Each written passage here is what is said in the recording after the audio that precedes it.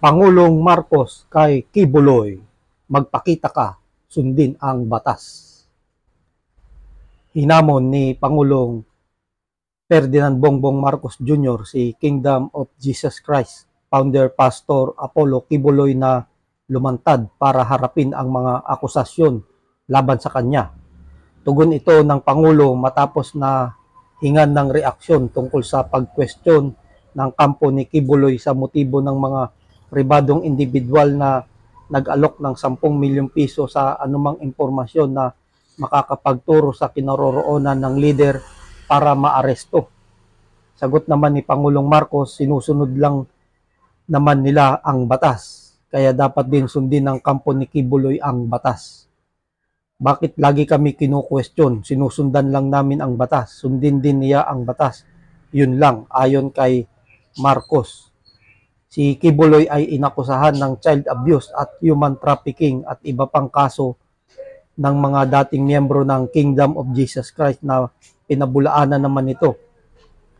He can question their motives as much as they want, but magpakita siya, I question his motives. Let me question his motives.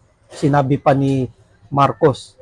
Nauna na rin na inamin ni dating Pangulong Rodrigo Duterte na alam niya ang kinaroroonan ni Kibuloy, subalit hindi niya ito sasabihin. Yan yung init na balita tungkol kay Kibuloy.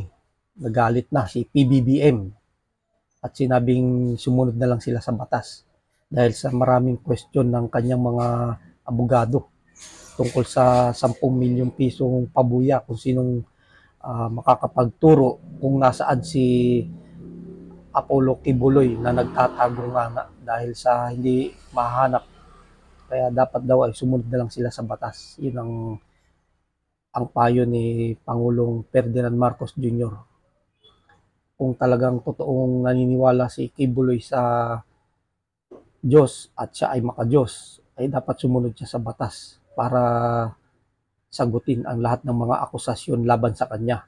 At itong mga nagsasabing alam nila ang kinaroroonan ni Kibuloy, kagaya ni dating Pangulong Rodrigo Duterte, pinagtatakpan niya pa ito, dapat himukin niya itong sumuko na lang para maging maayos na ang lahat. Dahil alam niya ito, abogado siya.